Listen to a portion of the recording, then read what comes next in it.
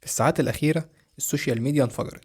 ناس بتأكد إن تقرير الطب الشرعي اتسرب، وناس تانية بتنشر صور وتقول دي الأشعة الحقيقية، وصفحات كتير بدأت تحلل سبب الوفاة كأن القضية خلاص خلصت فعلا.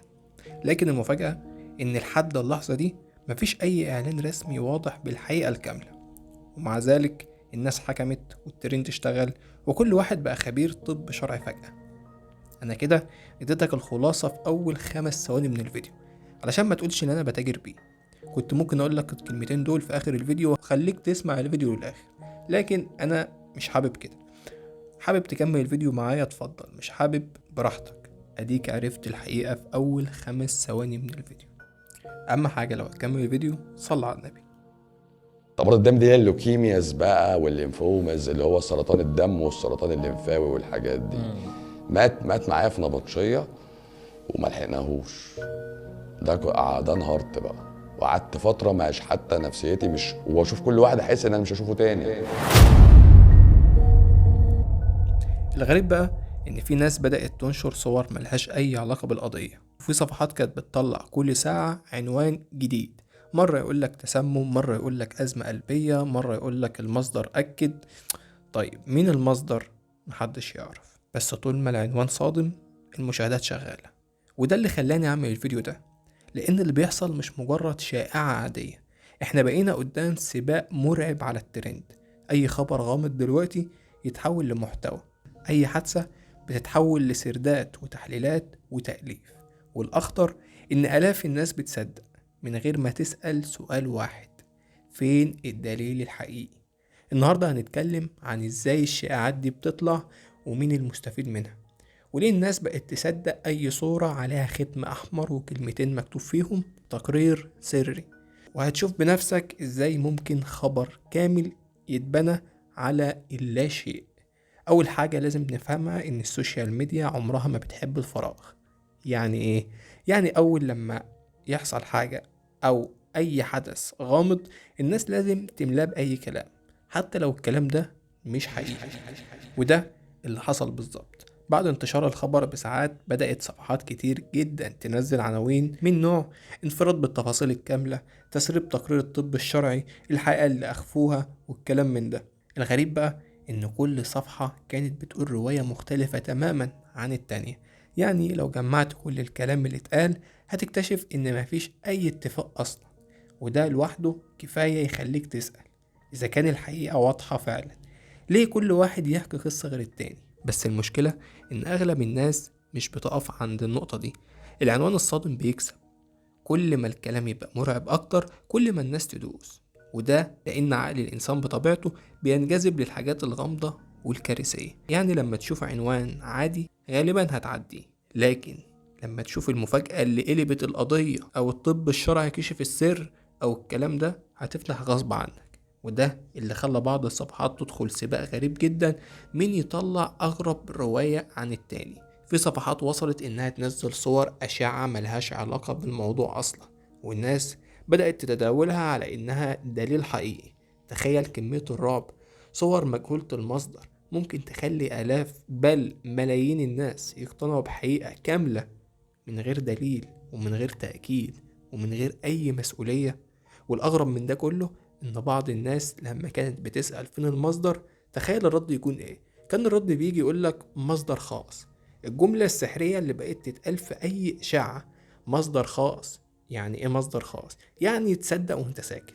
أنا أقول لك مصدر خاص يعني ما تسألنيش المصدر إيه أو جاي منين أو لو كان موجود أو لأ أصلا. ودي كارثة حقيقية، لأنك مع الوقت بتكتشف إن ناس كتير ما بقتش مهتمة بالحقيقة نفسها قد ما هي مهتمة إنها تكون أول حد ينشر الخبر. وده اللي خلى الترندات النهاردة مرعبة. الحقيقة بقت أبطأ من الأشعة. الأشعة بتطلع في دقيقة، لكن الحقيقة ممكن تحتاج أيام كاملة عشان تظهر. وعشان تفهم حجم المشكلة فعلا، افتح أي ترند حصل في آخر كام سنة، هتلاقي نفس السيناريو بيتكرر بالحرف. حادثة غامضة تحصل، الناس تتصدم، بعدها مباشرة يبدأ سيل التأليف. واحد يقول أنا عندي قريب شغال هناك على فكرة، والتاني يقول المعلومة مؤكدة 100%، وتالت واحد ينزل لك صورة قديمة أصلا من حادثة تانية، والناس تتعامل معاها كأنها دليل رسمي. الموضوع بقى أسهل من أي وقت فات. أي شخص عنده موبايل يقدر يصنع خبر كامل، شوية مونتاج على خلفية موسيقى حزينة، عنوان غريب، وخلاص أنا عملت ترند. الناس هتشارك قبل ما حتى تفكر في الموضوع نفسه. وده لأن أغلب الناس دلوقتي بقت بتستهلك الأخبار بسرعة مرعبة. مفيش وقت للتأكيد، مفيش وقت للبحث، يا باشا يلا عشان نلحق الترند. الهدف بس إنك تكون عارف آخر حاجة حصلت حتى لو كانت غلط. ويمكن أخطر حاجة في الموضوع إن الشائعات دي مش مجرد كلام على الإنترنت وخلاص، دي ممكن تدمر ناس حقيقية، أهل بقى، أصحاب، ناس عايشة وسط ضغط، أي حاجة من دي. طب هقول لك مثال عليك يا عم.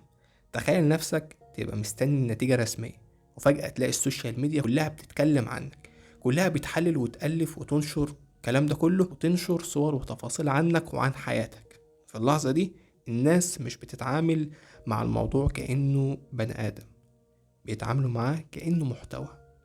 وده واحدة من أسوأ الحاجات اللي السوشيال ميديا عملتها فينا، حولت المقاسي لمادة للفرجة. وكل ما القصة تبقى أغرب كل ما التفاعل يزيد. حتى بعض الصفحات بقت متعمدة تستخدم كلمات معينة علشان تضرب المشاهدات. زي إيه؟ زي صدمة، فضيحة، كارثة، المفاجأة الكبرى، الكلمات اللي تجذب المشاهد. الكلمات دي معمولة مخصوص علشان تستفزك، علشان تستفز فضولك، علشان تدوس. وهم عندهم أهم حاجة إنك تدوس. طالما أنت دوست فهم كده إيه؟ متكيفين. وعلشان بمجرد ما تدوس والخوارزمية تشتغل أكتر والفيديو ينتشر أكتر والصفحات تكتب أكتر وتكسب أكتر، إيه اللي يحصل؟ في النهاية في ناس حرفيا بتكسب من خوف الناس وقلقهم. وده اللي لازم الناس تبدأ تفهمه. مش كل حاجة منتشرة تبقى حقيقة، ومش كل صورة عليها لوجو قناة معينة تبقى مشهورة. أحيانا أكتر الأخبار انتشارا بتكون أكترها كذب. لو وصلت لهنا يا ريت تدعوا له بالرحمة وتصلي على النبي، واشوفكم في فيديو جديد. سلام. يقول بناخد دواء ليه؟ ما هو طالما ما انا طالما بقول لك ايه، ما تشربش سجاير لحسن يجيلك سرطان. فانا كنت بقول له عمرو ايه، انا قبل ما يجيلي سرطان هموت بذبحه وخلاص. ما احنا هنضحك، هعمل ايه؟ ما هو السرطان هيجيلي في 70s، انا هموت في الفورتيز. كنت بقول له انا هموت في الاربعينات يا عمرو، هموت بالسجاير. مش هو الذبحه بتموت؟ مش هو قالوا كده؟